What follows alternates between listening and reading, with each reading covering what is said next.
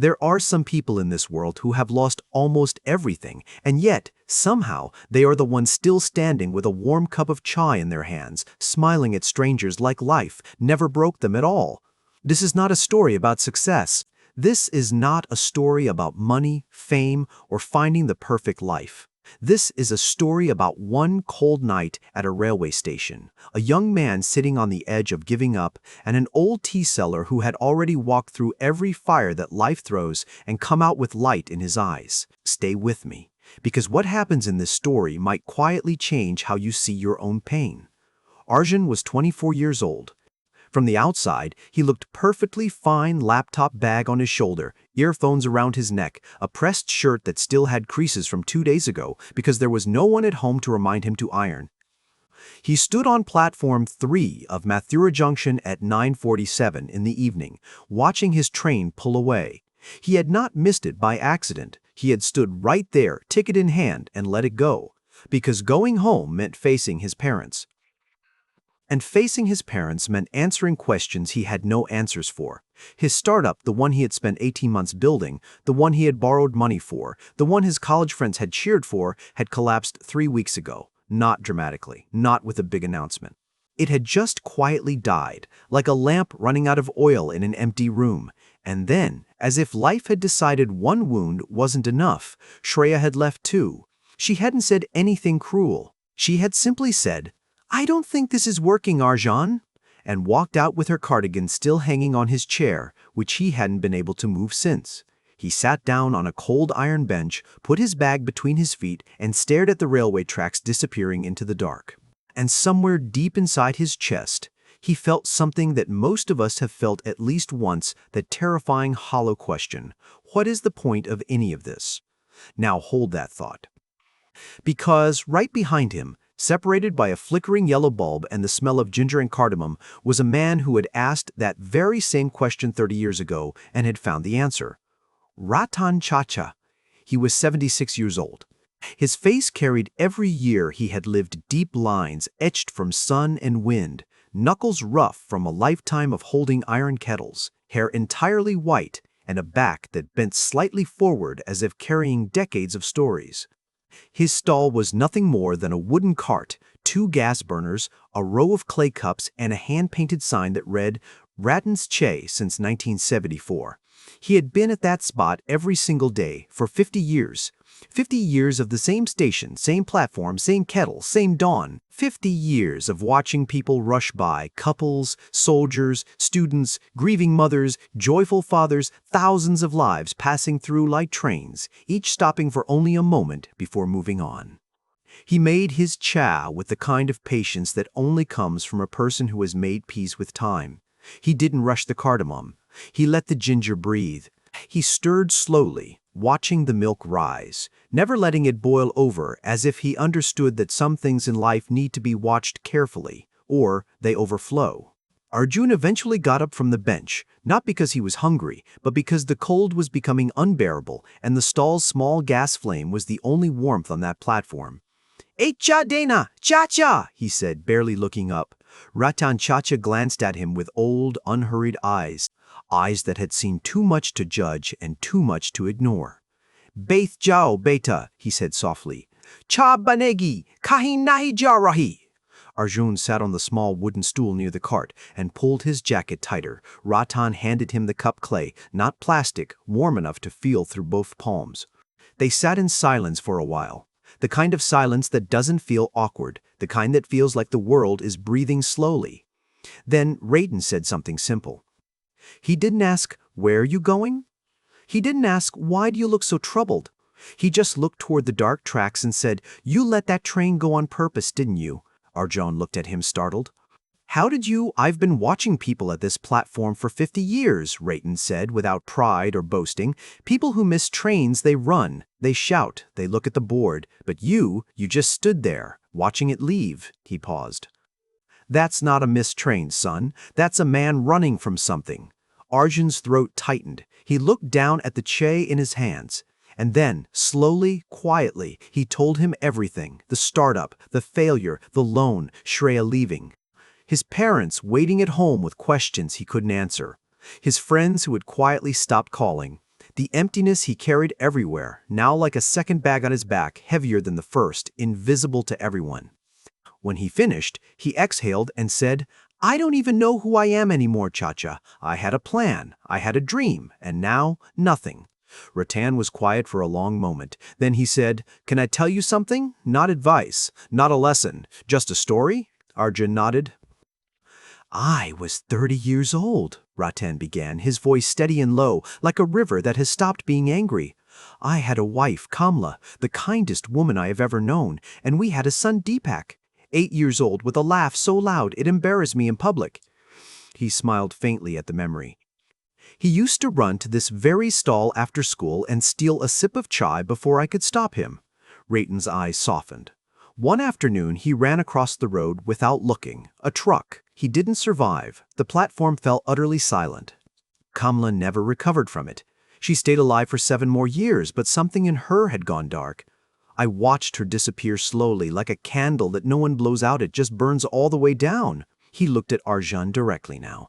"When she passed, I sat right here, right on this stool where you're sitting, and I asked God why. Why take everything from one man? What lesson is this? What am I supposed to do now?" I was empty, beta, not sad. Empty, there is a difference. Sad means you still feel. Empty means you wonder if you ever will again. Arjun felt the back of his eyes burn because he knew exactly that feeling, that exact, specific emptiness. "So what did you do?" Arjun whispered.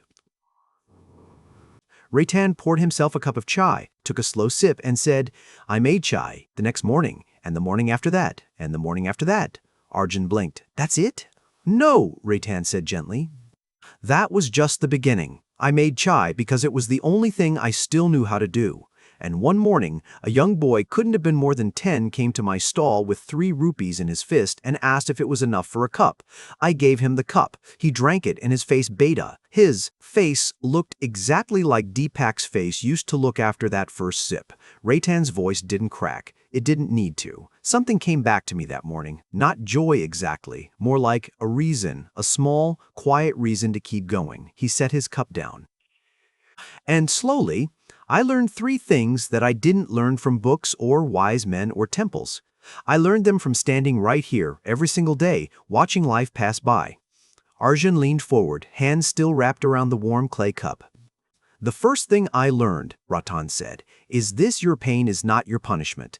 Most people treat pain like it came as a punishment for something they did wrong. They ask, 'Why me? What did I do to deserve this?' But pain is not a verdict. It is an education. Every loss I suffered taught me something that comfort never could. Deepak's death taught me never to take a single laugh for granted. Kamla's absence taught me that love is not something you postpone. Failure teaches you where you were dishonest with yourself. Pain, beta, is the most honest teacher you will ever have. The question is not why it came. The question is, are you willing to sit with it long enough to learn what it is trying to say?" Arjun stared at him. He had heard motivational speeches before. He had read articles about resilience and bouncing back. But this felt different. This felt like the truth arriving without a costume on. "The second thing I learned," Ratan continued, "is that your worth has nothing to do with what you build, earn, or achieve. You failed the startup, son. Do you know how many good men I have watched fail at things over 50 years? Some of them went on to build greater things. Some of them went on to build quieter, simpler lives. Both kinds came back to this stall. Both kinds had dignity in their eyes, but only the ones who had stopped measuring themselves by their results. Your value is not your company's valuation. It is the way you treat people when you have nothing to offer. It is the honesty you carry when it costs you something. That is character. And no failure, no rejection, no disappointed parent can take that from you unless you let it." The yellow bulb above them flickered once, then held. Somewhere in the distance, a train horn sounded. "And the third thing?" Arjun asked quietly. Ratan smiled then. That particular smile of someone who has found peace on the other side of something terrible. "The third thing is the hardest one, but it is also the most powerful." He looked at the chai in his hands. "The greatest response to sorrow, the only response that actually heals, is to keep living with grace. Not pretending the pain isn't real, not performing happiness for others, but choosing every single day to still be kind, to still show up, to still make the chai and hand it warmly to the next." stranger who arrives cold and tired, because every small act of grace you offer to the world quietly rebuilds you from the inside. I am not happy because my life has been easy. I am at peace because I chose grace over bitterness 1,000 times on 1,000 difficult mornings. Arjun sat very still. The platform around them had gone almost completely quiet now. The last announcement had faded. The chai in his cup had gone cold, but he hadn't noticed. He looked at Ratan, at this old man who had buried his only child, watched his wife fade away, and still stood at this cart every morning with warm chai for strangers, and he felt something in his chest shift. Not dramatically, not like a movie moment.